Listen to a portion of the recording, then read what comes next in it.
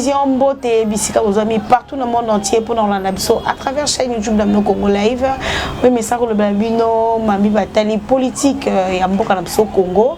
Lelo penza nazalinga mokote tokosola sur ba question d'actualité na mona mboka Claude Molisho azali penza kabiliste. Ya iko boya biaza moto FCCT aza kabiliste aza moto oyo abanda ko soutenir Kabila Kabange dépose qui na pouvoir qui ne le a commis sénateur à vie. Na penza to kosola ni sur ba question d'actualité to kosola na surtout pendant ma matali avec mukuna oyo azo préparer plainte ne pour na ki ko déposer bakanga Kabila Kabange. Kosola sur arrestation ya caméra to kosola si makambo pende ezo si mboka soni na Sénat kuna ba propos atambo mamba na sénatrice Bijou. Peut-être sur la question d'actualité ils allaient côté mwana mboka na biso Congo. Mbote ndeko Claude Molisho. Mbote mama journaliste mbote na baonyo ba landi biso baza ko landa biso. Merci mingi na Congo Live ndenga bien singa ipona émission oyo. Poete Claude Molisho alekaka na etando ikete po amila kisa. Claude Molisho soka leki na télévision leki na média en ligne leki na ba média même nyonso tout ezali pour appeler ça vérité. Ngai na boya lokutana il faut esika nga na sambela ka bayebisa nga toujours loba vérité enzamba ko batela yo. Mon mboka Claude Molisho zali bongo kabiliste yo ko soutenir penza Kabila Kabange sénateur à vie oya sali penza 18 ans na mboka na biso Congo kasi bileza ki bongo négatif to tambusi miko na biso na ville ya Kinshasa to keti na province bato bakoloba ete 18 ans Kabila eloko moko te sami na Congo bato bakokufi banzala bato batelemaki po ba revendiquer ce pouvoir na ba o bazakuna na bakunda donc bon pouvoir penza ya mwana mboka Kabila Congolais s'est retrouvé yo étant kabiliste ko kolobani penza ngai Claude Molisho mama ningo moninga wana za kabiliste à 120%, 190%, 200%, 500%, 1000%. Et Kabila aza na pouvoir te ngai na ko soutenir Kabila na ko la kabiliste jusqu'à la fin du temps. Nazali fidèle de fidèle.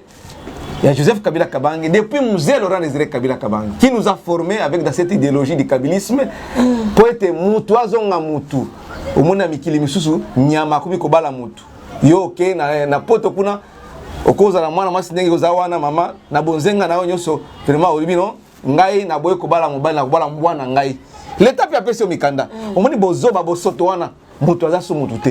Alors Kabila, Musée Laurent Désiré Kabila, moi yo achuma à son âme héros national à l'accès qui biso que soki bozana mutuaza na bomotote bozana banyama mboka pe côté le maté donc il faut d'abord mutu tous dans les ressources humaines considérables et à valeur pe mboka etongoma Joseph Kabila Kabange aye alandi lokolo ya tata na Musée Laurent Désiré Kabila nazongi na mutuna na olobi Kabila sa eloko boko te bato ba kufanzala mama soki to bandi koloba makambo ya Kabila oyo asali na Congo pendant 18 ans ya pouvoir na ye pour démontrer ta mandat ça demande toute une émission peut to kolala wa to la muki to la ya pendant 14 jours lokola bato ba koti na retraite Kabila sali mai e makambo bele ya malamu na kati ya mboka Congo loba ya mabele msuba imboka ba sepano ya malamu ndakisani ko na loba ya mabe loba te ya mo malamu yo ko na bien ezali tellement ebele oyo to kiko kolala awa to lali awa le lendemain ti 14 jours d'abord Kabila lere aye to songa na origine na base na fondement Kabila lere aye après assassinat héros national Musée Laurent Désiré Kabila mboka zaki ndenge nini to songa na origine parce que Congolais a bossa na kanoki Kabila kuti mboka kabwani na biteni soki mine soki mitano ngana tanga bato na bakombo po na za hypocrite te tanga Bemba Jean-Pierre azaki badolite kuna bagemena na nord kuna na république na ye okokika na tango wana okokaki ko bima na Kinshasa te na avion ke gemena o ke badolite azaki kuna azosala administration na ye RCD ya Goma ya Baruberwa et consort bazalaki na Goma comme capitale na bango bazosala administration na bango bazako composer ba acte na bango na quelques provinces où bazwaki ko contrôler Mbusa Nyamwisi oyo azaki kosa président Félix Tshisekedi président Félix Tshisekedi a nommé ministre du gouvernement ya Sika ya professeur Ilunga Kamba ye sok ba nommé ministre ko sisa Ebola na Beni Butembo kuna président Tshisekedi a non fana na wana to former gouvernement le gouvernement bimi amoni komboneza te ali asili qui a question exil azongi na exil abia ko sala rébellion pour te comme na gouvernement te ayo ko sabe alors ala qui peut lisusu rebelle à l'époque na Beni Butembo kuna na république na ye na administration na ye Roger Lumbala na ba isiro kuna likolo côté ndani nyobi masoko Uganda soki Soudan du Sud kuna na république na ye ba rebelle mususu côté soki nini ko ba groupes armés belé Kabila aye un jeune de 29 ans maman 29 ans bato baka 29 ans mutasisi diversité bandi ko sala musala mais vous êtes déjà majeur bien sûr mais à la tête d'un grand pays Macron ayaki kuta France aza jeune mais France ezali na kimia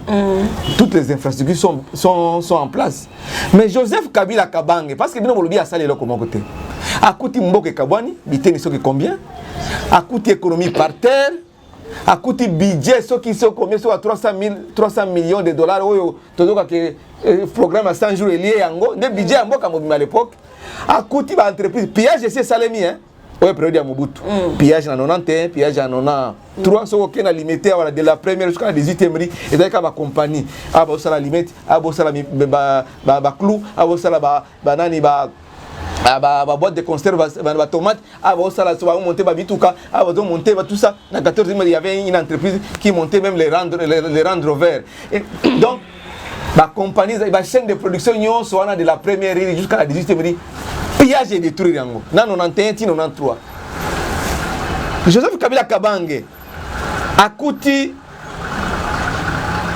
infrastructure nzela ezalaki te akuti tout était à moule voilà condition ya akuti po bino bolobi ye asali eloko te nga nazongisa na esika ya bandaki na 29 ans un jeune de 29 ans mais moi, la première décision aye maman naza kokende est-ce que ça eloko boka ya pamba réunifier pays comme ma pays na dialogue avant que on a un plus 4 il y a boutir de l'autre côté plusieurs fois toke na ba dialogue ya toke na dialogue à relancer dialogue ya San City toke to suki sina accord global et inclusif va former gouvernement ya 1+4 gouvernement 1+4 ça qui peut le côté na mboka na Congo toke na cité de le côté ba scène quand on super soumis après gouvernement il y a 1+4 ba rebelle nyonso wana ba ya ba vice président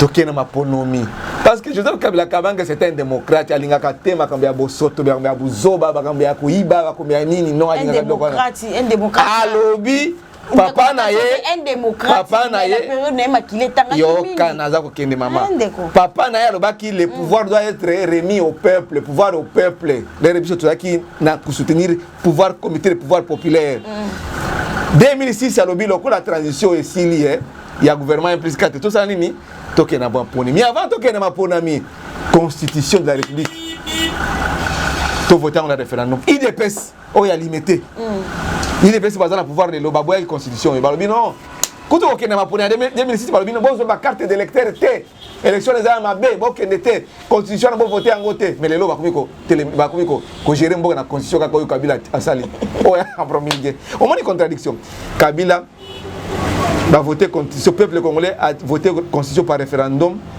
populaire toke na maponi en 2006 Kabila va voter na ba congolais nyonso to abino mwana mobali oyo azali jeune Tshisekedi te ba votaki ya Tshisekedi akendaki na ba economité alors ba kutu ide mutu moko ata moko ya IDPS 2006 azo na fils carte d'électeur ya 2006 à l'élection de 2006 mutu IDPS moko azaki na ngote ba yaki na élection ya 2011 peut-être robosa ni mamuke ngai Claude Molisho na fond na kishasa wa mbulo yote na bote na kishasa na fond na kishasa wa mbulo Claude Molisho so to bandi ko tangira soki to bandi ko tangira yo tosala 14 jours ya jeûne et prière olingaka olobela bolamu ya Kabila sali makambo ebele na mboko yo okoboya pona okoboya ki ozali mutu FCC to ozali nde kabiliste parce que comme na FCC ba infiltrer bazé ebele j'ai toujours dénoncé le mal, moi Claude Moulicho. Bato FCC wana. Bato bako sa mulongo la kinga. Bato bako sa mulongo la kinga kati wana pour que ne et pas ya les leaders autorité morale Joseph Kabila Kabang le raïs ba infiltrer bazali. Mbuma mabepe ezana kati. Nakopesa ndakisa mama. Ndakisa banani. Ngala lobanga pamba te nazana nyos na maboko na mutu na ngai. Joseph Kabila Kabange, autorité morale de la FCC, après création FCC, dans l'élection en 2018, il y a le 30 décembre 2018, oui. Avant que y ait une campagne électorale, à lobby, il y a un candidat qui a un mandat, il y a un démocrate. Et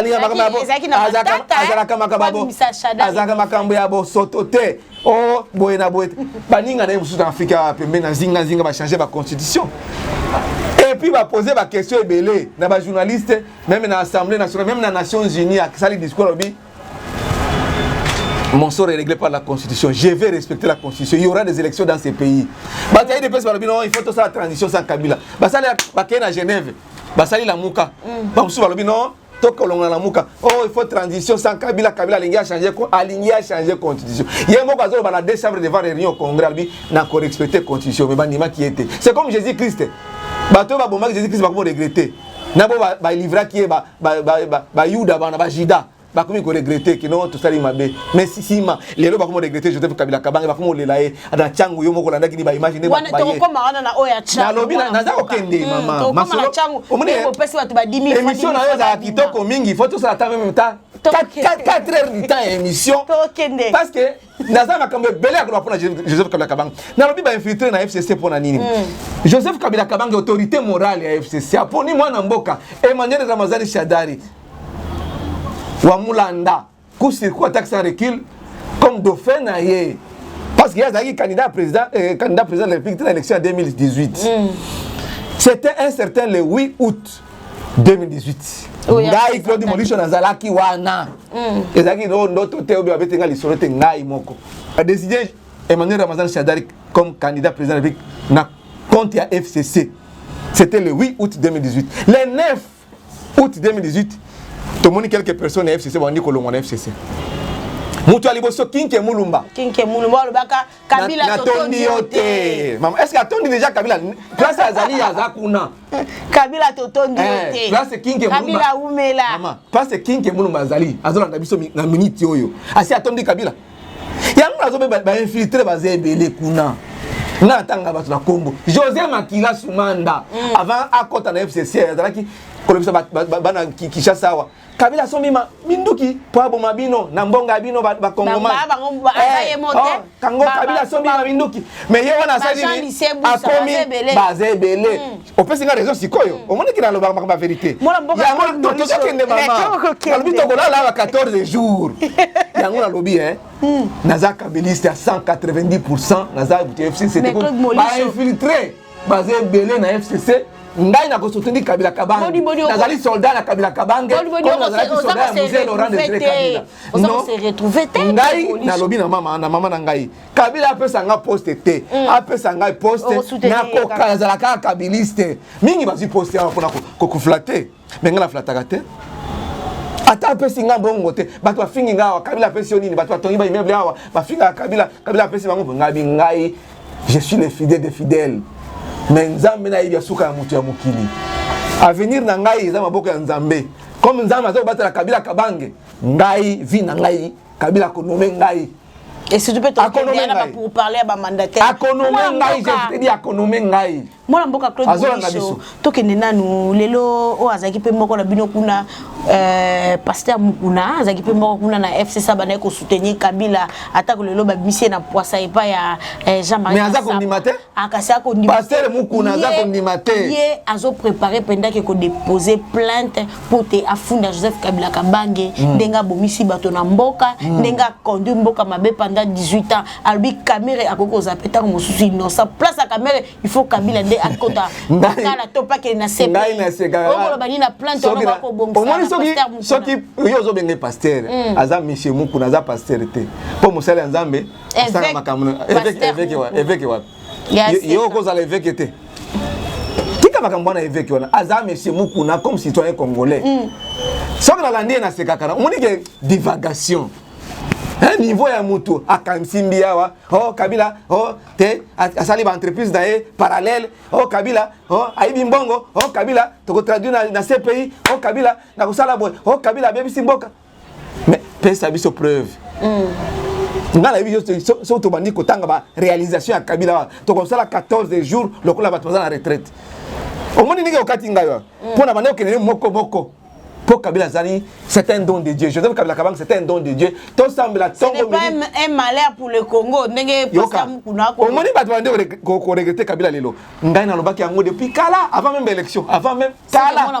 N'a pas qui vient à Congolais. Donc on regrette Joseph Kabila Kabang. C'est qu'il y a Konzamala Moté, on va regretter. Nani? C'est que moi, je fait tu sais que d'accord Maman, na tout nyom mutuna yom to tuna mituna na kokito tuna mutuna yote yone mutu ya minga yo tuna nga mituna ngai na zako ya nola na zako sala réflexion leur Kabila Kabange a signé remise reprise avec mon mboka Félix Antoine Tshisekedi le 24 janvier 2019 passation pacifique et civile du pouvoir autre lobaki ya kala mais bati ala muka na bati de pesa mande ni mangote balobi basa la transition en 6 mois sans Kabila mais basa la qui passation civile du pouvoir dollar ezala qui na combien jours wana lelo ndenge toza ko solo ngana maman 18500 18700 mais yo kene ko soma dollar na 18700 ko yangote 200 oh maman okozwa yangote omoni batu pona futa ndaku wawa basali boye da dollar wana pour futa ndaku dollar pour que ne boye dollar o sa misombe loko boye dollar et comme la franc congolais ça sous valeur non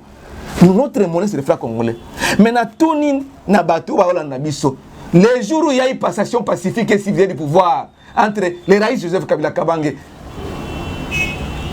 les dons de Dieu na mwana mboka Félix Antoine Tshisekedi Chilombo dollar ezaki na combien et les lois à combien c'est un indicateur moko majeur pour na économie en mboka pour lobi Kabila ça eloko moko te omoni ke passe et continue na corona oyo ko bakisa susu passe ba baza ko lia te kimia au dribbling na question nga o pasteur Mukuna akobongisa plainte kona maman toza na démocratie mutu yo surtout akoki ko saisir mutu yo surtout akiko ko so na bino ba kabiliste ngai ata Kabila toki ata dans situation ndenge nini Kabila zaki président moi je soutenais Kabila Kabange le là président je le soutiens à 190% et je le soutiendrai toujours parce que la vie Valérie Mutwana.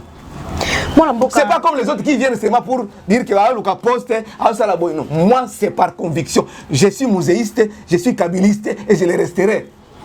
Moi Mboka Claude Molicho, tout bétano ma solo ya arrestation ya direct bien chef de l'état. Moi Mboka Vital Kamere, oh mingi balba qui état des dans Mboka Congo est raté.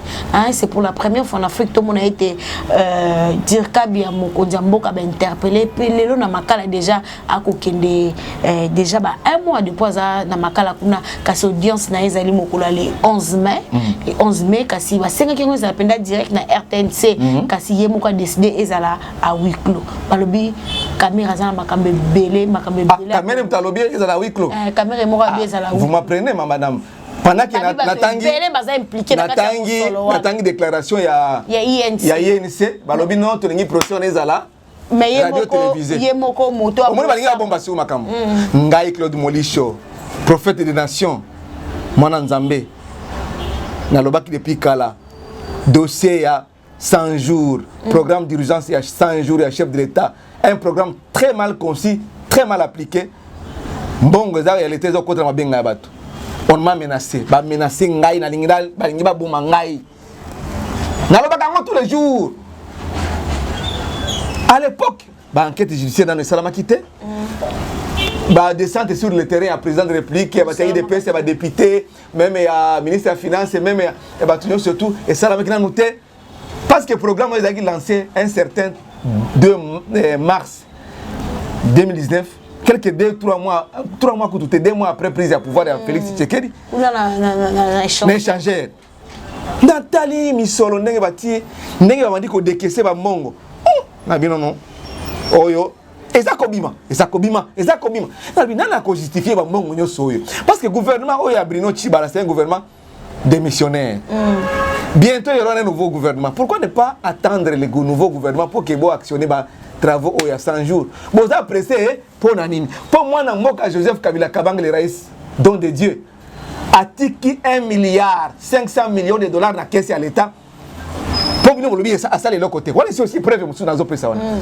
Bah, Monique, bon, vous avez belé bâti dans la caisse à l'État, boy. Avant que le gouvernement n'aille, il faut tout ça, Nini. Tobi Misango, bang, bang. Bah, créer rubrique. Est-ce que vous savez les salamaki? Bah, ce sont des moutons. Est-ce que ce sont des moutons bois et salamaki? Ce sont des moutons bois et salamaki. Qui est l'eau? Parce que ton cas, moi, t'as dénoncé, une année après, ton mon chef d'État, il va non? De mon retour d'Addis Abeba, je descendrai sur le terrain pour vérifier. Mais Namaloba, chef de l'État, il est satisfait. Maman, il y a Ozako Kamu Sangai. Il y a ma place. Il y a mon quoi descendre. Tout le monde est député Moussawa. Banokulasi, Banani, Bakishasa. Bino, FCC Bakangisi Kamel. FCC Bakangisi Kamel, Nini, maman. Batu yo surtout bazobenga na batu FCC bazobenga bangona parquet la 4e rue kuna. Batu FCC bazali. Thomas Loaka uti kosamba wazam FCC. Azam FCC. Am FCC Bitakwira. Wazaki pa kamera comme les FCC. Bitakwira. Asambite. Asambi bamoka zongi ndako. Nyango na zako même Thomas Loaka asambi azongi ndako. Saiba asambi azongi ndako ne pa eza ebele. Soko ke ko samba, okay na ba preuve na yo. Atande mukuna lobeka ofunda Joseph Kabila Kabangi. Ai na ba preuve na ye. Ai na ba preuve na ye. Ye mukuna.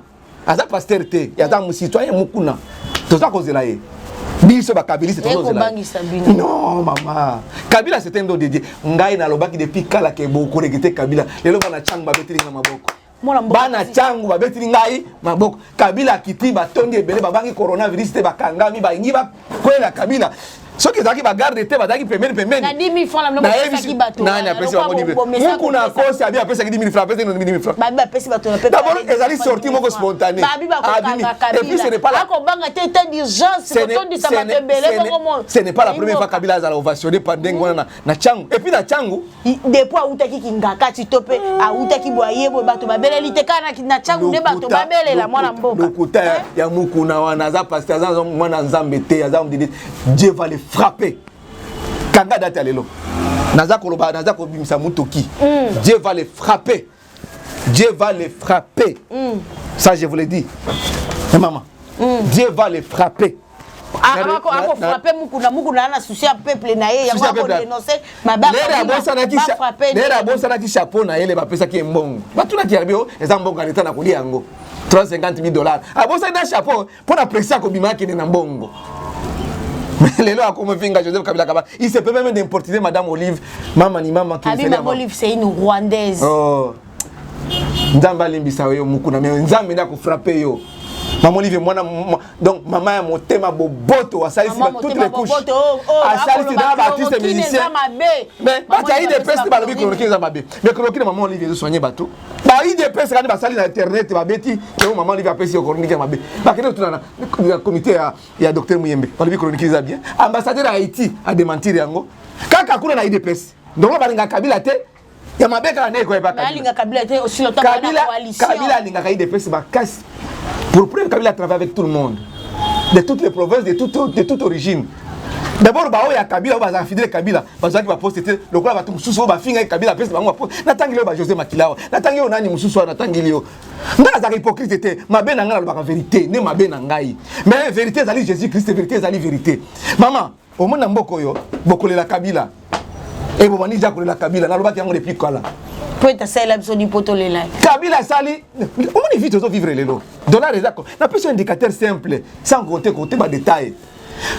Tout ça qui n'a, tout ça na programme il y a 100 jours et dans la justice. Mon bimaki, c'est moi qui Salim Moussal. Chef de l'État et moi après conseil des ministres, je suis satisfait. Après avoir été sur le terrain. Ministre de la Finance, a dit que le terrain, non, c'est à 40%. IDPS, bah tiens IDPS, bah mon combat, où bah bien on a secrétaire général IDPS wana. Na Kabunji wa Kabunji na Kabuya bakei na terrain Kabunji wa Kabunji alobi na Kabuya Augustin que c'est à 30%. Caméra est moko c'est 70%. Chef de l'État est moko alobi mais ndenge nini susu ba constater que mongo ebimi mongo bayi mongo musala salama kité. On m'a dit que ça contradiction. Est-ce que vraiment c'est rationnel? C'est rationnel comme réflexion. Ezali mawa moi mboka Claude Molis to comme pour samso mon kena suka émission na biso lelo penza lelo mwa mbutu ko sama kuna na Sénat Alexis Tambo Mwamba o penda yazana na ba dossier belé mikolo ki ba ko signaler ba pétition pour te ba kangaye na avion o ya bombardaki kasi lelo penza ndimi ko humilier la sénatrice Bijou kuna na chambre haute. Tambo Mwamba penza ya ndimi ko humilier la sénatrice Bijou hein na koloba penza ba propos moko mabe pour te sénatrice a ko senga kaka audit ya misalo basali kuna na assemblée na Sénat babi compagnie sali misala nezaki compagnie ya Tambo Mwamba bango ba boli ba mbongo sénatrice ameki asala ta moi hein aloba na misala samdeni ezaki malamu nde a humilier ki sénatrice on est tout ça ka to mona kaka makamu susa ndenge à travers Tambo Mwamba a monaki quelque chose de louche na attitude ya mutu omoni bino basi debo kansaka soki mobala lingio oh après ko bakeno oh il a voulu me violer oh il a voulu me tout ça il m'a violé oh asali boye mais biso mibali biso to ba ko violer biso te basi moi ça ko violer mobali te ou bien moi ça ko linga na pêche exemple ya poto na place coronavirus e bandi kuna lelo mbwa ko bala mwasi boke na commune ba pesi bino mukanda lelo na poto eza ndengwana Tambo Mwamba c'est quelqu'un que je connais bien alinga makamba bosoto te makamba compromission te il est cartésien et puis au côté na makamba détourner ba mbongo te parce qu'il a commencé à toucher l'argent depuis le bas âge azana makokina ye parce qu'il a traversé le régime à Mobutu. C'est quelqu'un qui a été dans le clan Kengo. Il était DG à Ofida, à l'époque Ofida avait une bonne santé financière. Adaki DG à Sommen, ministre plusieurs fois, tout ça. Et il est président du Sénat. Deuxième personnalité à Mboka. Asa Simbi Mbongo. Nage na ya kenego ko yo sénatrice ko proposer président du Sénat que non oh soutenir ngana tia candidature na ngai soki ba voter ngai comme questeur à Sénat na ko gérer Mbongo à Sénat. Tokolia cop ngana tokoza en Afrique, tokoza l'Afrique, tokolia mbongo biso mbaye. Est-ce que vraiment c'est rationnel? Au moment où nous parlons transparence, il était où pour dénoncer Tambo? Il avait dénoncé à son temps. Dans son temps, il avait dénoncé. Moi, si on a d'abord dans la résidence à Tambo Mwamba sans pour autant l'avertir, première fois, et comme d'habitude, Tambo Mwamba va dire non, chez moi c'est pas comme ça. Alors non, comme échanger nengwana, ngayo sikoyo na invité au nanda kuna, a invité ce que Tambo Mwamba nanda kuna autour de la champagne. Ah, maman. So bakuti biso na ndenge moko boye pa na ngai ou bien moi si na ngai akuti grand na yo to fandi autour de champagne à cause na idée nini nani ba so la champagne wana il y a quelque chose c'est-à-dire ba yebani ba ngi ba sala nini mutu akoko filmer yo akio poster na réseaux sociaux bino bazama makango il faut éviter ça politique à l'élo il faut de la prudence même bis nous qui parlons là on peut nous piéger ba jeune fille moko ayeboye oh Claude Molis to ko na quel endroit boye et bimi que non oh Claude Molis a violé or que violé na yo te ba piéger yo Tambo Mwamba a voulu dénoncer cette attitude-là. Ah bon, on est mis Moulania. A dénoncé cette attitude. Après Bijou, 48 heures, a dénoncé. Est-ce que Zalara Mwana Mboka? Maman, au moins, problème est c'est 48 heures, on va proposer ces Zalaka. Non. Aussi longtemps qu'on va humilier. Sénatrice Ndengazali wana Azanda. Bon, il faut à respecter président Sénat. Président Sénat peut avoir l'obligation de respecter Sénat. Mais le respect est mutuel. Mais Moutou Alaobi Nabino que a sali rapport na bureau a sali rapport na président du groupe parlementaire à Sénat que voilà a commis le premier ministre que na compte ya budget na biso ya Sénat nde ba ko futa mbongo oyo au fur et à mesure na budget ya Sénat pour basi ba réhabiliter salle wana za ki salle mabe et comme kitoko mutu yo sa mona ki comme kitoko. Pour ça, Mwamba a travaillé dans Bosoto. Azana culture et excellence. Azana vie moko atamuna na vie moko aisée. Alingi Bosoto ko fana sika Bosoto. Alingi ba réhabiliter ça la plénière ba bureau mususu mikande zali gouvernement pour foutre la compte à Sénat parce que c'est le gouvernement qui actionne les budgets pour na ko foutre la institution. Alors ce que lingi ko dani il faut oser la moi n'a pas réserve moko boye sur les situations. Yo mutu aussi causa na ba attitude moko exact bien té. Non, ce n'est pas catholique, c'est pas bon. Si tu allez moi na moi si. Non, Ta maman va épicier que maman. Ngai n'a mis politique dans un candidat président au Sénat. C'est le FCC qui m'a choisi comme candidat premier, notamment l'autorité morale Joseph Kabila Kabang. Kenyan na FCC, comme candidat na bureau à Kester.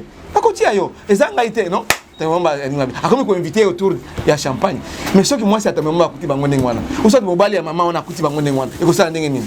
Oh alobi o ta maman bazalo kola papa na selo kola période ya kengo tokuta la katomela kana biso ezalo kola famille non maman. Moi c'est moto zaka moi c'est moto.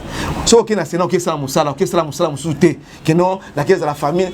Non, nous sommes pas obligés de nous aimer. Nous sommes obligés de travailler. Ngana pena to kozonga ata mikolo leki. Maman na après ya kozonga même ata 14 jours to sali débat.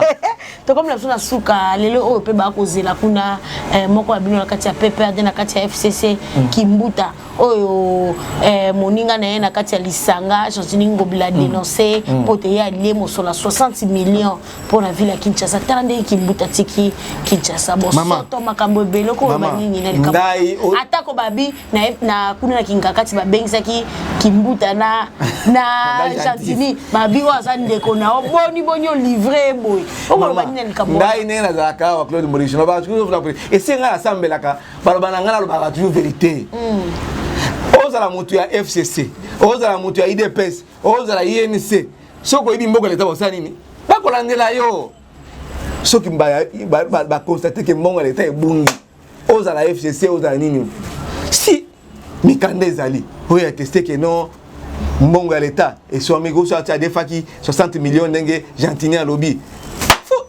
l'état azali wana pour nini pouvoir judiciaire qui a le pouvoir d'arrêter d'autres pouvoirs. Pouvoir judiciaire les alliés. Affaire ne moi n'entemi au Benza à courir. Pourquoi vous pensez que madame qui na le papé mais affaire data mon affaire moi nasem. Ngai nazala qui vraiment estomaqué et comme c'est ngai de na yoki basali réunion ya sécurité na mboka ba décider que non batindi délégation il y a plus de 80 personnes na Lubumbashi kuna pour un dossier ya GDO Kyungu. Oh babi Kabila ndazo ko simba je batu bakei kuna mais j'ai deux nani mwana ntemi oyo azali awa na Kinshasa na pembeni kaka na Kinshasa wa bolobi le comme côté na réunion to la nai contre la réunion à début à la fin bolobi le côté balobi ona makuna non na lobi awa nazali légaliste atako babi Kabila ndako tinda je muto asali mabe il faut que landela ye ko kamwa na lobi. D'abord, mon ancien s'est autoproclamé. Au bout d'un moment, moi, na commis président de la République. Autoproclamation, c'est une rébellion.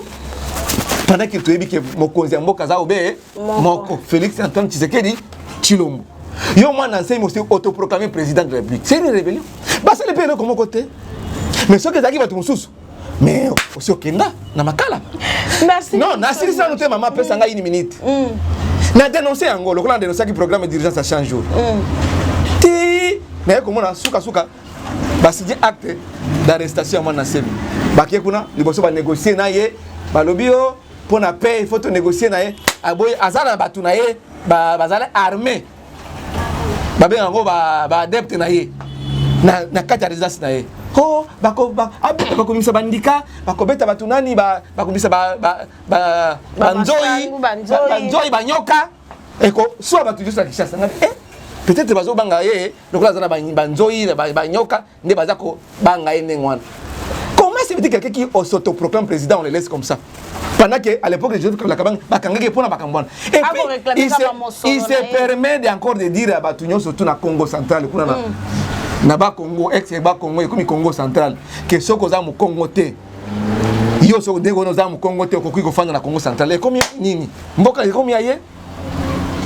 Donc kuna ne ke ba Congo, so ko za mu Swahili, oza mu Ngala, oza mu Luba, ko ko fanda na Congo central té.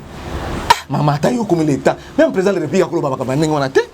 Si ton otiki est Claude Maurice a dénoncé 1, 2, 3, 4, 5, 6, 7, 8, 9, 10. Ne voyez que la Mukao, il faut pas qu'on ait. Pourquoi avoir attendu longtemps? N'a dénoncé ma 100 jours, une année après, ne voyez que la Muka. Man, ma caméra, on a dénoncé quelques jours après, la Muka. Au moins, vous devez beaucoup ça pour gérer. Ma caméra, c'est la fonction publique. La ministre, madame la ministre de la fonction publique, n'a directeur de cabinet adjoint à chef de l'État. Tu as dénoncé en gros. Ne voyez que ce que la Muka. Vraiment, est-ce que moi, je suis rendu wana?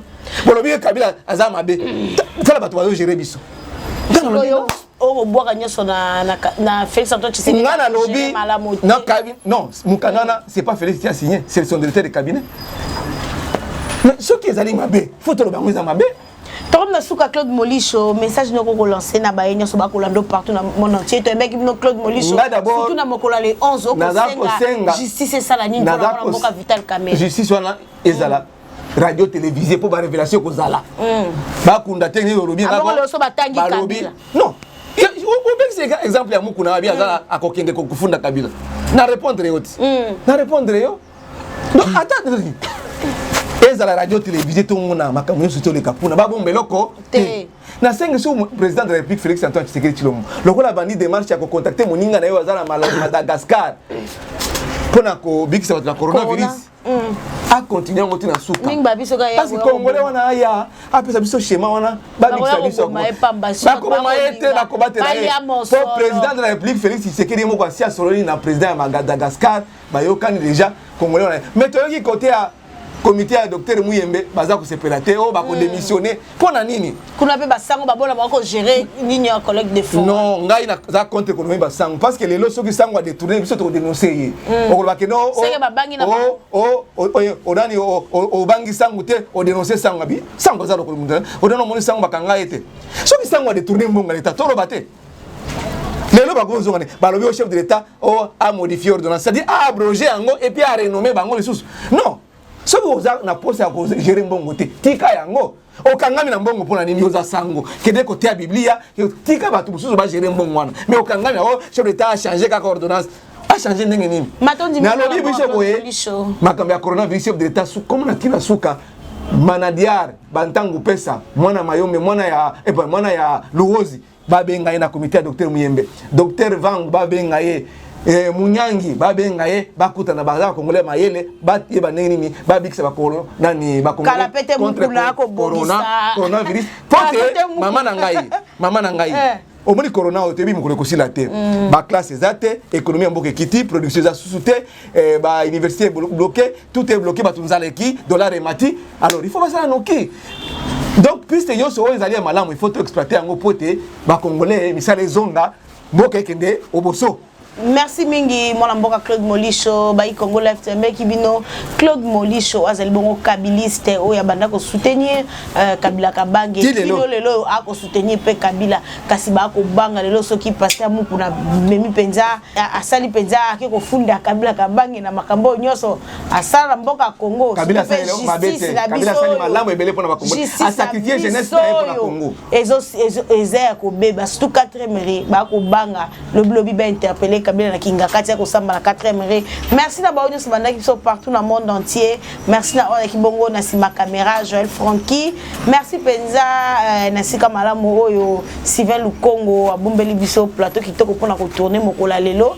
Merci na baonyo sabanda partout dans le monde entier. Mon vieux Roger Louma, le grand saoudien Michel Lemvo Bambote nayo. J'en suis pour mon pas social depuis États-Unis, c'est les Tunga de Lausanne. Pe ade kapela ngado so nzamba zongite tokutani na mikolo za likoya.